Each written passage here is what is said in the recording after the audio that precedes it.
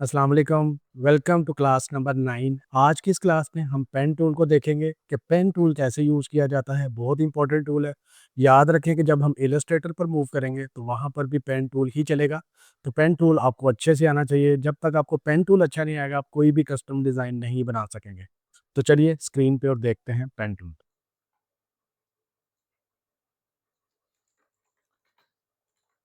Class 09 2500 size मैंने रख लिया और यहाँ पे 1500 रख लिया और मैंने इसको क्रिएट कर दिया। यहाँ पर आपको मिल जाएगा पेन टूल। पेन टूल के ये डिफरेंट ऑप्शंस हैं। यहाँ पे मैं सबसे पहली ऑप्शन खोलता हूँ पेन टूल की। पेन टूल भी अपनी लेयर खुद बनाएगा। तो देखिएगा ज़रा, यहाँ पर पेन टूल जैसे मैं लेता हूँ तो इसकी प्रॉपर्टी में मेरे पास ये दो चीज़ें आ रही होती हैं, एक शेप और एक पाथ। शेप बेसिकली इस चीज़ को बोलते हैं कि अगर कोई एरिया आपने स्टार्ट किया है और उसको एंड पर जाके कनेक्ट भी करें अपने स्टार्टिंग पॉइंट से, तो ये क्लोज्ड एरिया बन जाएगा। और जब कोई क्लोज्ड एरिया हो तो आप उसको फिल कर सकते हैं किसी भी कलर के साथ। दूसरे नंबर पे है पाथ। पाथ बेसिकली बोलते हैं कि वो एरिया जो हमने सिर्फ स्ट्रोक या सिर्फ सिलेक्शन के लिए यूज़ करना हो। तो अभी के लिए हम सिर्फ शेप देखते हैं और फिर मैं आपको इसके बाद पाथ भी बताता हूँ कि वो क्या है। शेप को मैं सिलेक्ट कर लिया और यहाँ पे दो ऑप्शन मुझे दे रहा है। एक दे रहा है फिल की और एक दे रहा है स्ट्रोक की। अभी मैं इसको फिल नहीं कर रहा, मैंने इसको नॉट अप्लाई पे क्लिक किया हुआ है और स्ट्रोक का जो कलर है वो मैं ब्लैक रख रहा हूँ। यहाँ पे स्ट्रोक का साइज़ है कि मेरी लाइन जो लगाऊंगा मैं वो कितना वेट होना चाहिए यानी कितनी मोटी लाइन होनी चाहिए। तो ये देखिए अब ये इस तरह दिखा रहा है। अगर मैं ये वेट बढ़ा के 5 पिक्सल कर दूँ तो ये देखिए ये इस तरह आ जाएगा। अगर मैं इसका वेट बढ़ा के 20 कर दूँ तो ये इस तरीके से मुझे दिखाना शुरू कर देगा। तो मैं सिंपल क्या करता हूँ, अभी के लिए मैं इसका वेट जो है वो 10 रख लेता हूँ और मैं यहाँ से अपना पेन टूल चलाना शुरू करता हूँ। तो देखिए मैंने पहला पॉइंट लिया, ये मैंने दूसरा पॉइंट लिया, ये मैंने तीसरा पॉइंट लिया, ये मैंने चौथा पॉइंट लिया, एक पॉइंट यहाँ पर लिया और एक पॉइंट मैंने यहाँ पर ले लिया। तो ये कस्टम शेप मेरे पास बन गई जिसके अंदर जो पॉइंट्स हैं 1, 2, 3, 4 एंड 5। ये जो पॉइंट्स हैं इन पॉइंट्स को हम बोलते हैं एंकर पॉइंट्स। इनको अपने जहन में रखना है। अगर आपको एंकर पॉइंट्स कंट्रोल करने आ जाएंगे तो आप कोई भी कस्टम शेप जो है वो ईजिली बना सकते हैं। तो इनको हम जो है वो एंकर पॉइंट्स बोलते हैं। अब ये जो एंकर पॉइंट्स हैं एक्चुअल में इनको कंट्रोल करने के लिए हम पेन टूल को छोड़ देंगे।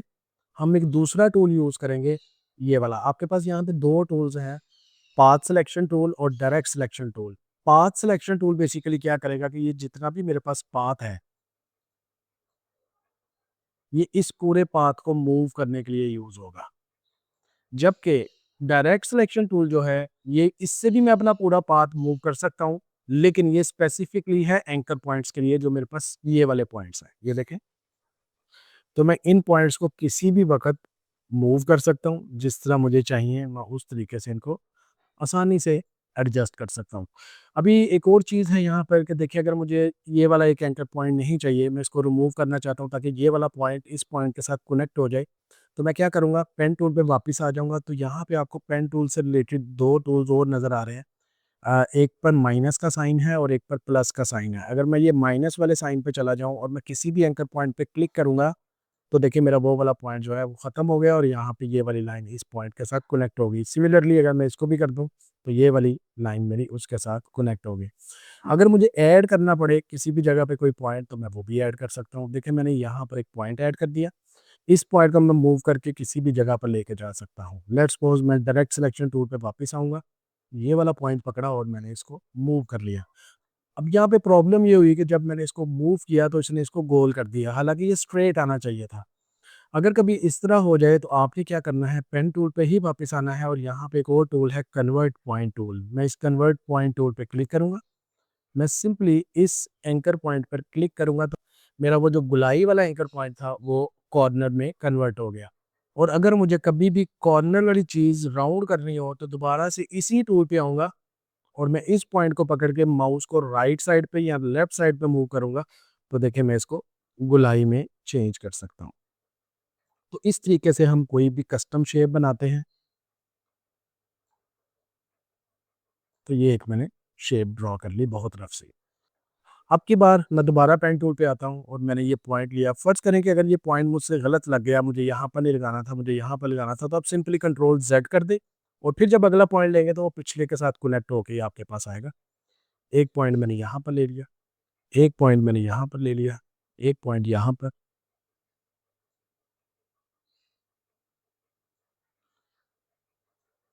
ये मैं विंडो के बाहर चला गया हूँ, यानी अपने कैनवस के बाहर चला गया हूँ। एक पॉइंट मैंने यहाँ पे ले लिया। कैनवस के बाहर याद रखिएगा जो भी चीज़ होगी वो आपको दिखेगी नहीं, तो ये आपने बिल्कुल परेशान नहीं होना। तो ये देखिए अब ये वाला एक मैंने शेप जो है वो ड्रॉ कर ली। इस शेप को मैं फिल करना चाहता हूँ अब, चूँकि अभी ये स्ट्रोक है तो मुझे स्ट्रोक नहीं चाहिए, मैं स्ट्रोक को ख़त्म कर दूँगा और मैं इसको किसी भी कलर के साथ फिल कर लूँगा। तो ये देखिए मेरे पास ये कंप्लीट जो है वो शेप बनी है। अगर आपको लग रहा है कि ये लाइन जो है ये सीधी होनी चाहिए तो आप सिंपली डायरेक्ट सिलेक्शन टूल पे चले जाएँ, जो पॉइंट आपको सही करना है वो आप इधर से पकड़ के ठीक कर सकते हैं। तो इस तरीके से मैं कोई भी कस्टम डिज़ाइन जो है वो ईज़िली बना सकता हूँ। अभी देखिए मैं इसी लेयर की एक डुप्लीकेट लेयर ले लेता हूँ। जो नीचे वाली मेरे पास लेयर है उसको मैं थोड़ा-सा स्केल अप करता हूँ और उसका कलर मैं चेंज कर देता हूँ। अब इसका कलर चेंज करने के लिए क्या करना पड़ेगा, आपको वापस पेन टूल पे जाना पड़ेगा और यहाँ पर देखें वही कलर आ गए, तो मैं इस कलर को चेंज कर सकता हूँ। और फ़र्ज़ करें कि मुझे यहाँ पे ये वाला एंकर पॉइंट नहीं चाहिए, मैं इसको नीचे मूव करवा देता हूँ। इसको भी मैं नीचे मूव करवा देता हूँ। यहाँ पर भी मैं इसको यहाँ पर मूव कर देता हूँ। इन 2 पॉइंट्स को पकड़ के मैं इनको भी मूव कर लेता हूँ। तो ये कुछ इस तरीके से आप जो है वो अपनी कस्टम शेप्स बना सकते हैं। तो ये तो थी बहुत सिंपल सी पेन टूल के साथ बनाई हुई शेप, लेकिन अगर मुझे थोड़ी कॉम्प्लिकेटेड शेप बनानी हो तो उसकी तरफ अब हम चलते हैं। देखिएगा पेन टूल का मैं कलर ब्लैक कर रहा हूँ, सॉरी फिल मैं ख़त्म कर दूँगा और यहाँ पे मैं स्ट्रोक रख लेता हूँ। अभी देखिएगा मुझे किसी जगह पे अगर कस्टम खुद से शेप को गोल करना हो तो वो कैसे करूँगा? तो मैं एक पॉइंट लिया, अगले पॉइंट मैंने शिफ्ट का बटन प्रेस कर लिया साथ, ताकि लाइन मेरी बिल्कुल स्ट्रेट लगे। थोड़ा साइज़ इसका बढ़ा लेते हैं, 15 कर देता हूँ ताकि आपको क्लियरली दिख सके स्क्रीन पे। पहला पॉइंट मैंने यहाँ पे ले लिया, दूसरा पॉइंट मैंने यहाँ पे ले लिया। अब मैं चाहता हूँ कि यहाँ पर जो है ये गोलाई में चीज़ आए। तो गोलाई में अब करने के लिए मैंने दूसरे पॉइंट को ज़हन में रखना है। फॉर एग्ज़ाम्पल मैं अगला पॉइंट अगर यहाँ पे लेना चाह रहा हूँ, शिफ्ट का बटन मैंने प्रेस किया हुआ है। यहाँ पर मैं क्लिक करूँगा, लेकिन क्लिक करके अब की बार मैंने अपने माउस को छोड़ा नहीं है। मैं अपने माउस को अब ड्रैग कर रहा हूँ, छोड़े बगैर। तो ये देखिए मैंने इसको गोल कर दिया।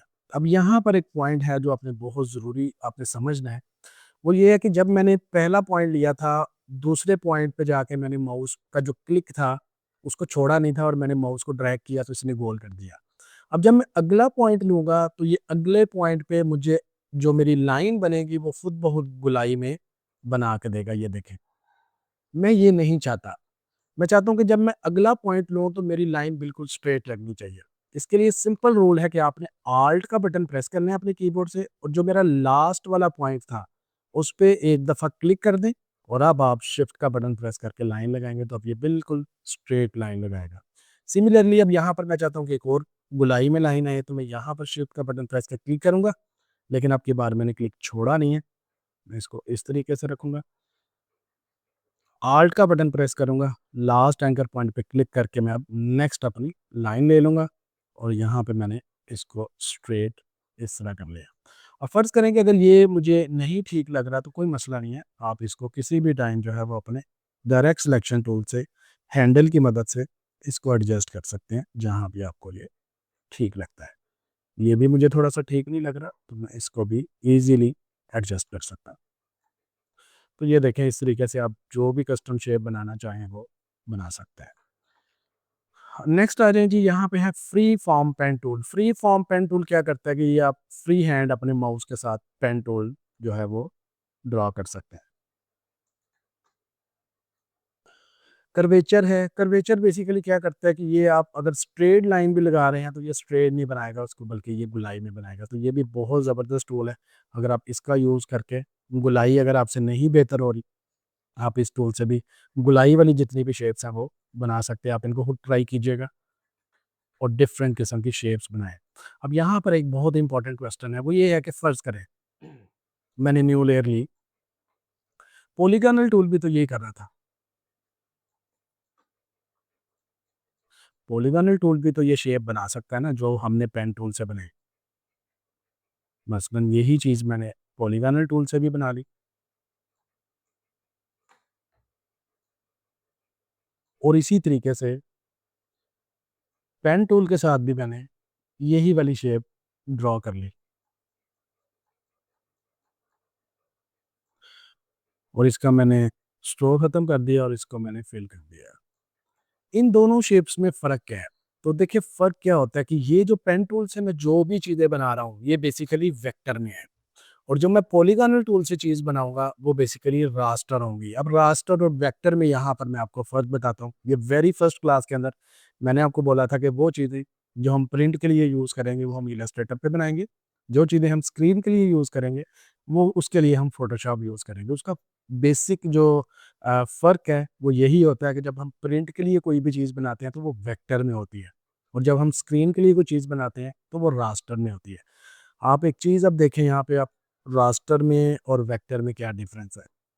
वेक्टर बेसिकली ये होता है कि वेक्टर के अंदर कोई भी शेप आपकी उसको जितना मर्जी बड़ा कर लें या छोटा कर लें, उसके पिक्सेल्स खराब नहीं होते। वेक्टर शेप का ये फ़ायदा है। रास्टर शेप जो होती है अगर वो एक दफ़ा छोटी कर लें आप और उसको अगर मैं बड़ा करूँगा तो उसके पिक्सेल्स खराब हो जाएँगे। मैं एग्ज़ाम्पल के साथ आपको बताता हूँ। ये देखें, दोनों के पिक्सेल्स पहले चेक कर लेते हैं। अभी दोनों के पिक्सेल एक जैसे ही हैं। इसके भी पिक्सेल्स दिख रहे हैं मुझे, इसके भी पिक्सेल्स दिख रहे हैं मुझे। लेकिन मैं इसका साइज़ करता हूँ छोटा जो मैंने पॉलीगॉनल टूल से शेप बनाई थी और जो मैंने पेन टूल से बनाई थी इसको भी मैं स्केल करके छोटा कर लेता हूँ। अब जो मैंने पॉलीगॉनल से बनाई थी मैं इसको बड़ा करता हूँ। तो देखिए इसके साथ क्या हुआ? शेप टोटली खराब हो चुकी क्योंकि ये रास्टर है। अगर मैं इसको दोबारा से छोटा करूँ और अब अगर मैं इसको बड़ा करूँगा तो ये और ज़्यादा खराब हो जाएगी। ये देखें। इसी तरीके से अगर मैं जो पेन टूल से शेप बनाई हुई है मैं इसको बड़ा कर लूँगा तो देखिए ये बिल्कुल वैसी ही है जैसी मैंने बनाई थी। तो यही फ़र्क है। आप इसको जितना मर्ज़ी छोटा करें और जितना मर्ज़ी भी आप इसको बड़ा कर लेंगे, इसके पिक्सेल्स कभी भी ख़राब नहीं होंगे, ये देखें। इसके पिक्सेल्स अभी भी वैसे ही हैं।